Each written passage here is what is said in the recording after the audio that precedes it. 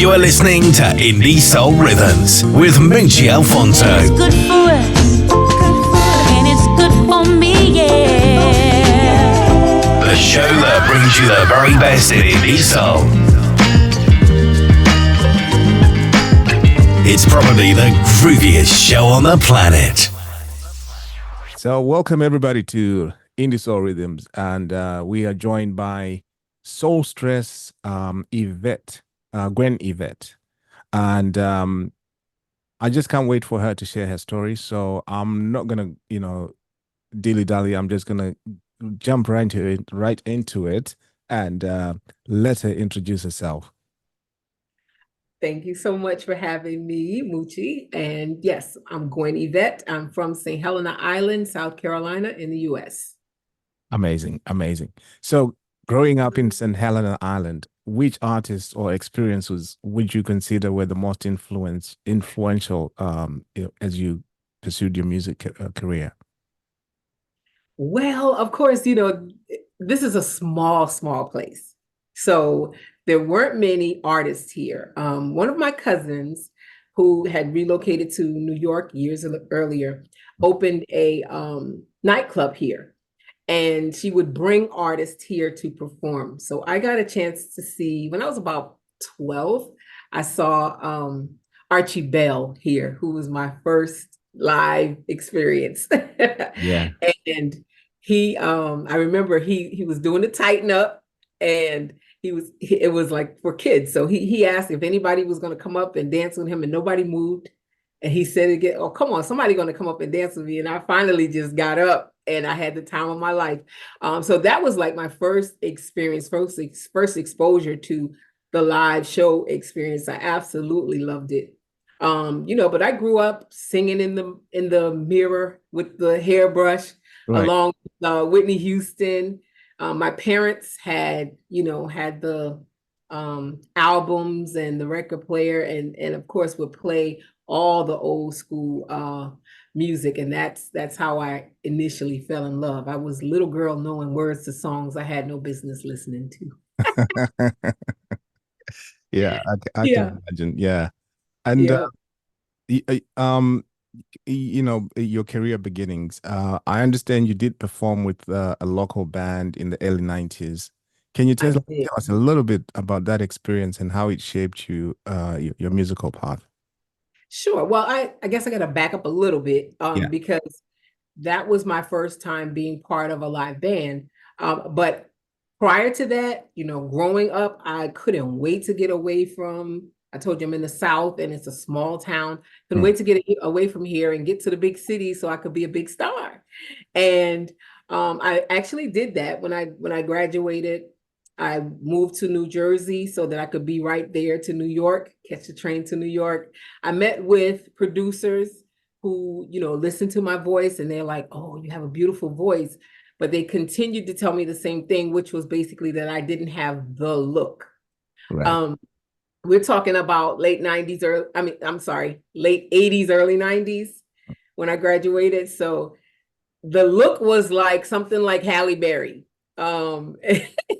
And I think I was born bigger than that. So it just didn't go over at that time. I listened to that a little bit.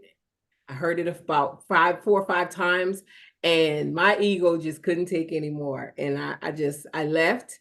I came back down south and started working. And one of the jobs that I was on when I came back home, working as a security guard at a resort, I met a guy who was actually one of my cousins, lived on the same island that I did, and he was in a band. He was a musician, and he introduced me to that band, and I became the female vocalist in that band. That was Dr. Patch and the Enterprise Band, and we were a big deal in our area. Mhm. I liked the fact that there were, a bunch of guys and me. I was the only female in the band, so I didn't have to deal with, other me's. Yeah. And, the guys are kind of easier to get along with. And so that was a good experience. I ended up in that experience. We ended up touring for, opening for Roy C., who was a really big deal Mm. in and legendary artists. I didn't really have full appreciation of that at the time. I was young. I didn't know his music, but I was introduced as we were touring, and that was a really, really eye-opening experience for me, that tour, because there were so many young people like around my age who would be in the audience. And I'm thinking, like, if I wasn't here opening, I probably wouldn't come to this show. You know what I mean? But they were, when we went to other areas, people were into it. It was like, that was Southern soul music back then. Mm. And people were really heavily into it, young people. They came, I remember we opened and I sang one lead. And I don't even remember what it is right now. But I sang only the one lead. And after we finished our set, they like rushed the show, rushed the stage like I was Janet Jackson, and it blew my mind. I remember that was my first experience signing autographs. And we're talking about what, 91, 92, something like that. Mm. And it was a really small town in North Carolina. We ended up touring all the way up the East Coast to New Jersey, where we opened for Lattimore in that last show. So it was pretty awesome. And you know, that was my first introduction. That being part of that band was my first introduction to being on stage before a live audience. And so nothing beats live. No, that's truly amazing. That's truly Nothing beats amazing. live. Yeah, I mean, I know Roy C. And I love my Southern soul. So yeah. Yes, yes. And Yeah. then you had your breakthrough moment, 2012. You Mhm. took part in the X Factor, and this was a significant milestone. So how did that experience impact your career and your approach to music? And I know you've talked about, your experience, singing with Roy C. and, performing on stage, Mhm. but now you're moving into X Factor. I think, how different was that, and how did that experience impact your career? Well, that was very different. Doing TV is way different than anything I had done prior to that. What happened was in late 2011, August 2011, I lost my dad. Mm, February 2012, Whitney Houston died. mm, And it was like a fire got lit instantly where I was just like, I can't wait anymore. Like, I can't put it off anymore. I have to get busy with this music. And so what I did was I started auditioning for shows. So I did Sunday Best first. mm, Beautiful experience. I didn't get but like 7 seconds in that room, but it was awesome. And then I went to The Voice. I didn't make it past the first round there. And so then I did X Factor.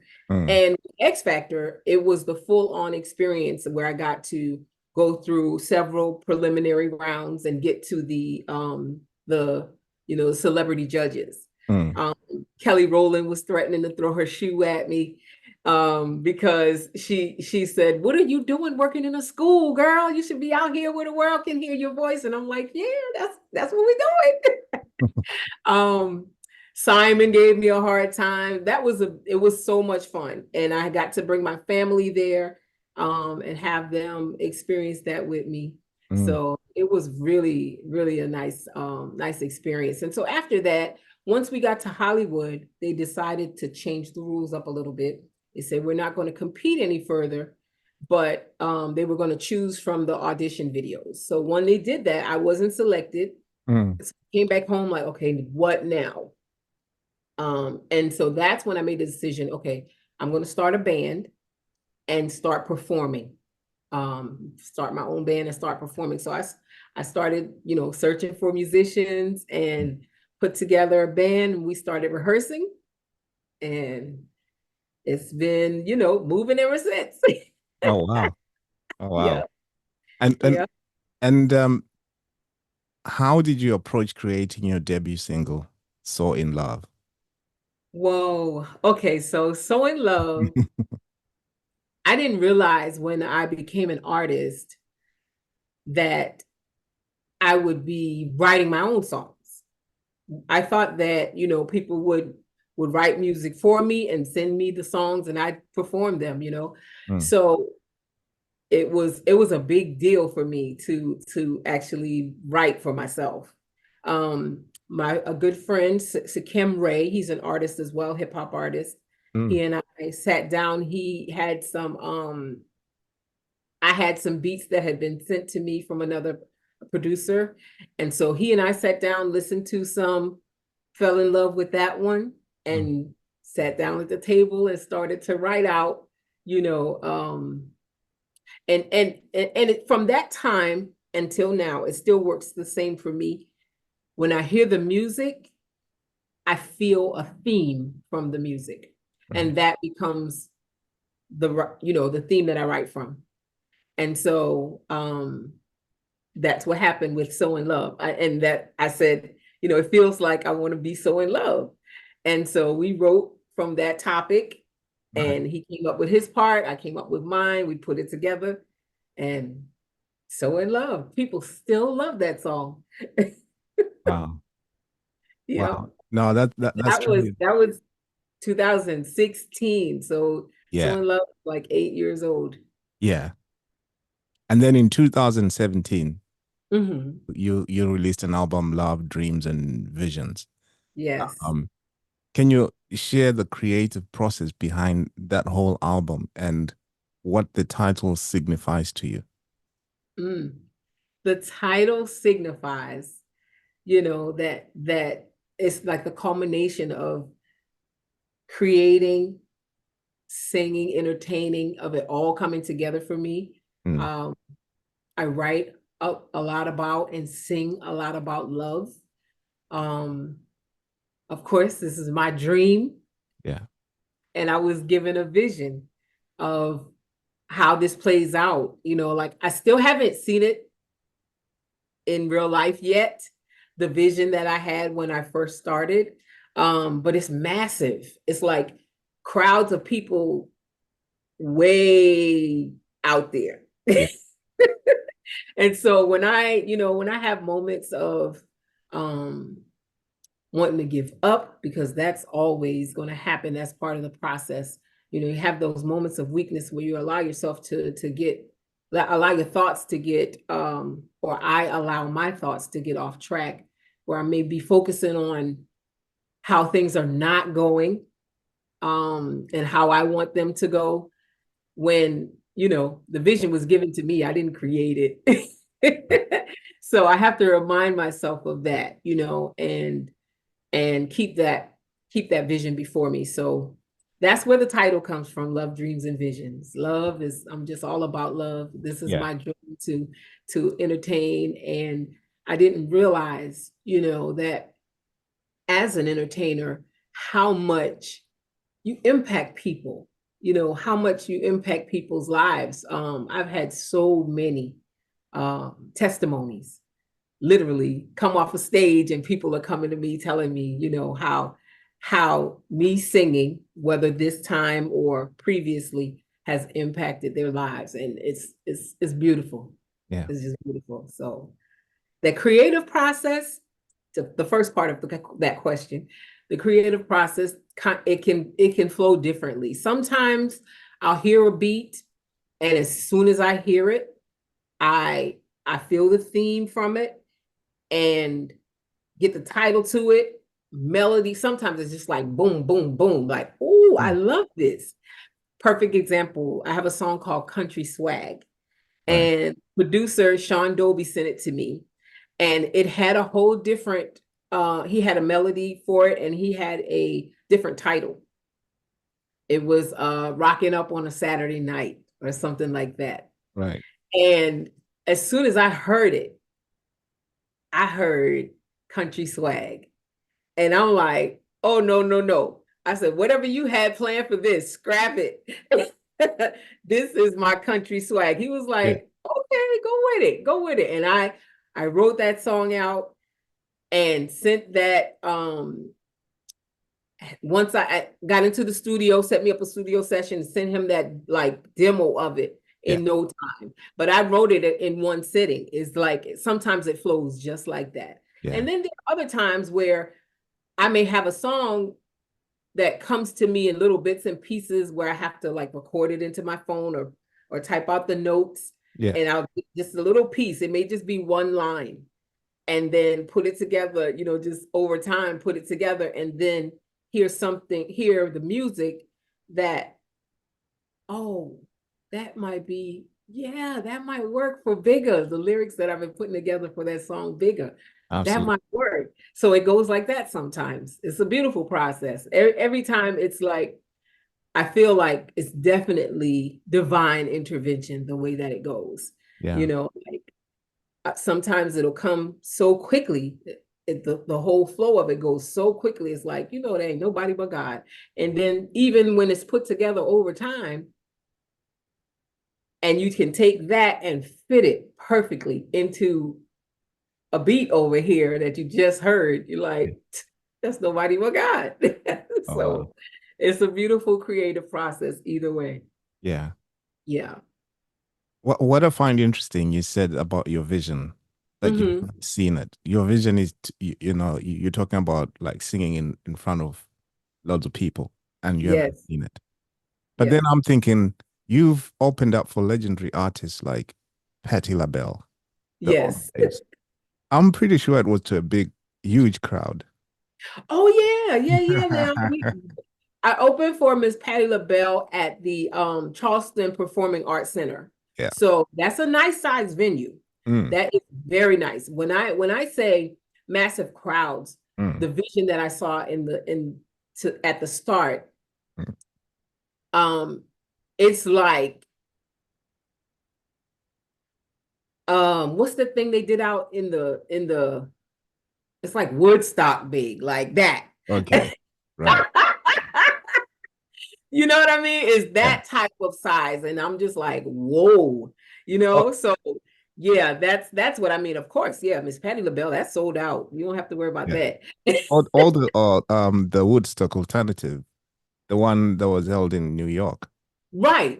Yeah, the one that was like not too long ago. Yeah, No, not no, the same 60s time, was same time about. as Woodstock.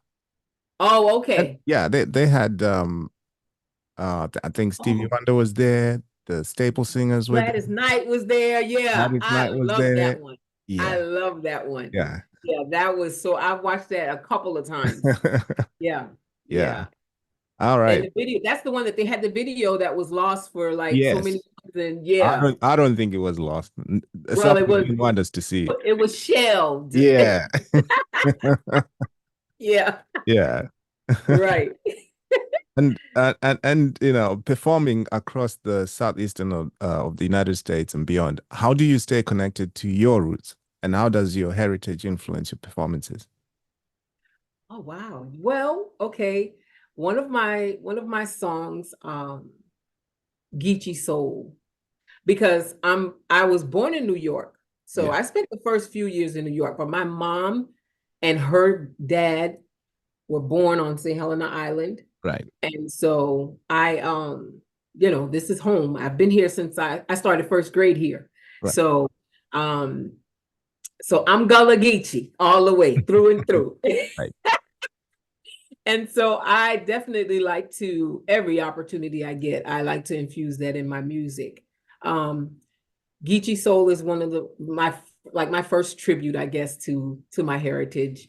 Mm, The other, when we did Work It Out, I purchased a track from a very well-known producer, D Ford in mm. Southern Soul. Yeah, I purchased the first one from D Soul, D Ford, I'm sorry. And then when I got ready, once I recorded it, I asked Sean Dobie, my guy, to do different versions of it. So we did a retro soul version of Work It Out. And I think I thought at least that one would appeal more to like my UK audience. Right. And then we did a Geechee Soul version, which had the hand claps like we do over here. That's like synonymous with our culture. So every opportunity I get, I definitely try to infuse some of that homegrown stuff. Yeah. Yeah. Loved it. Love it.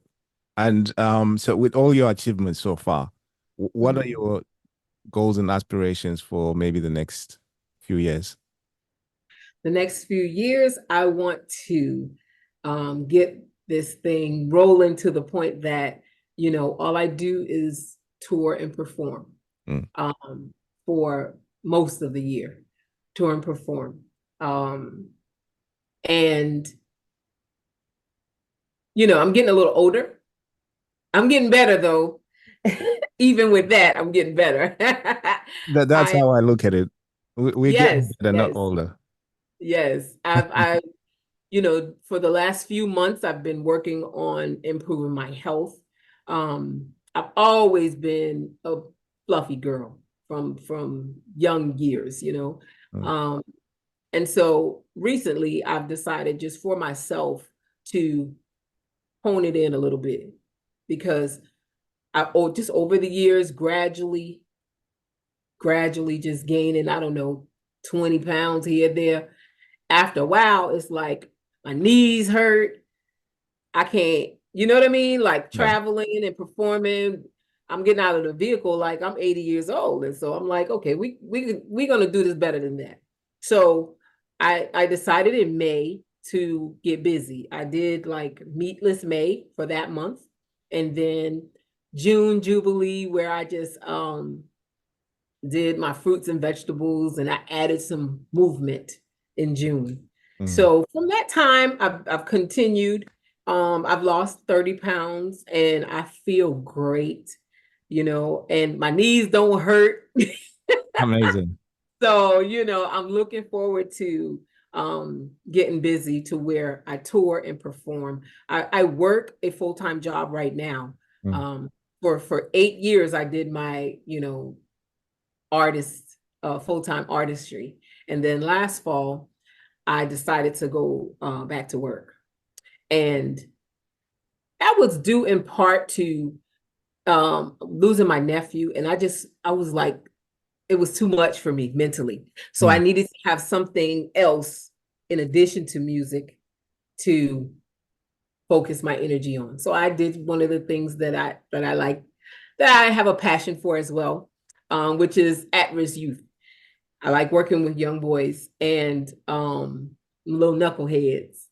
Right. And so that has been good. That has been good for me for the last few months. So over as I get busy and get out to performing more, I'll, step away from that for a while. And then once I get in a good few years and I see the vision manifest, then I'll bring it back home. Right. Right. Yeah, that's the plan. Amazing. So, of course, continuing to create good music. Um, like we lost Frankie Beverly the other Yeah. day.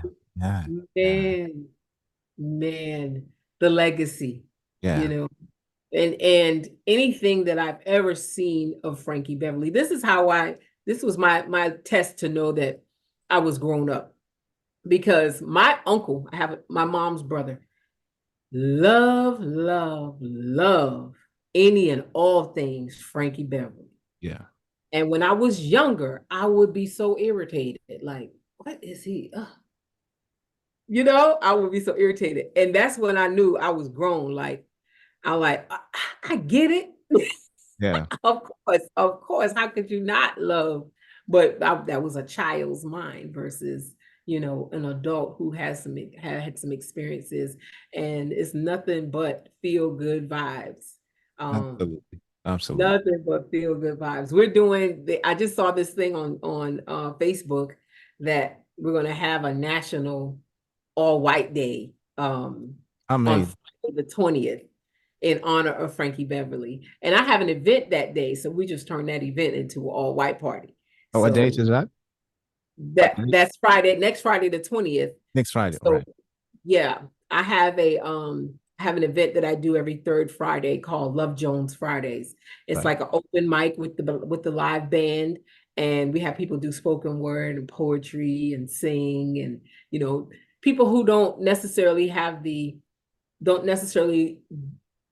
have the courage, I guess, to get up in front of an audience all the time. We create that vibe where they feel comfortable. At least if they just sit in their seat with the mic, it's cool. So I Love Jones is a whole different vibe.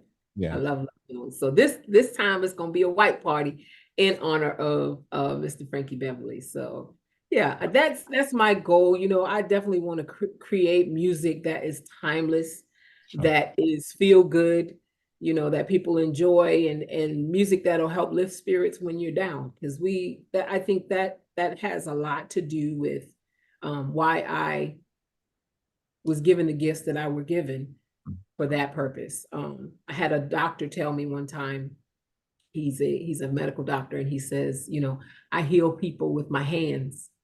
You heal people with your voice. And that's never left me. And that takes us nicely to your current single, People Get Ready. Yes. What made you decide to cover Curtis Mayfield's classic? And Oh my what it gosh. means to Okay. you?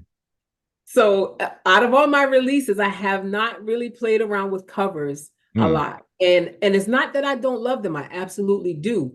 I just know that you can't play with people's stuff, you know? I did a cover of Gladys Knight's Neither One of Us. Yes. And I was just like, what were you thinking? But yeah, so I decided to try it again just because Sean sent me some music, Sean Dobie, Chameleons Media. Let me shout that out. He sent me some music, and one of the tracks that he sent me was that track for People Get Ready. And I don't even know if he intended to send me that one, but he did. And as soon as he did, I was like, yeah, I'm going to do this. I like this. I'm going to do this. And so I decided to mess around with Mr. Curtis Mayfield's classic. But the good news is people are enjoying it. People are enjoying it. It is So starting to, make tracks here in the UK. yeah. You did justice to the to that song. Thank you. Thank you. I personally am not really a big fan of covers. I like covers when they're done properly, and Yeah. this one is on my playlist. So Yeah. Okay. we give you your flowers. Thank you. Yeah, and that's how I am. Like I really, I love to sing and I, of course, with a band, I do a lot of covers. Yeah. But I'm just now preparing. I have my band now preparing for a full live Gwen Yvette show where, I might just touch on a cover a little bit as it leads into something else of my own. And just wanted to perfect my own music so that people can one day, if I don't perform my own songs, it's like this. Well, people want to hear stuff that they know. You know what I mean? That's what I'm saying in my head as I'm doing the shows. People want to hear stuff that they know. And I'm like, well, on the other side of that, how will they ever know it if you don't ever do it, if you don't ever play it? True. So I have to give my music the chance to be loved and appreciated so that, it can be loved on for years, like some of our legendary artists, Absolutely. That's what they did.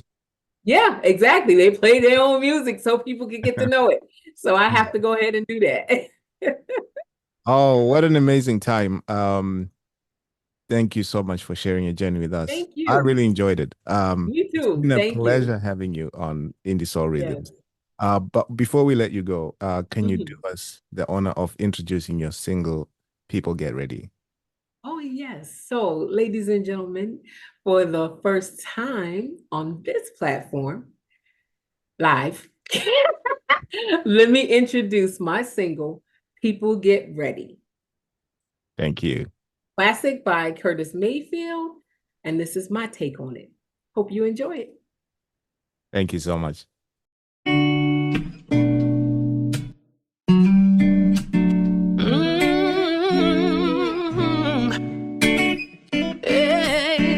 Chameleons.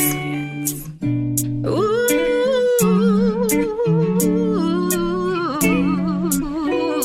you gotta gotta get ready. People get ready for the train to Jordan, picking up passengers from coast to coast.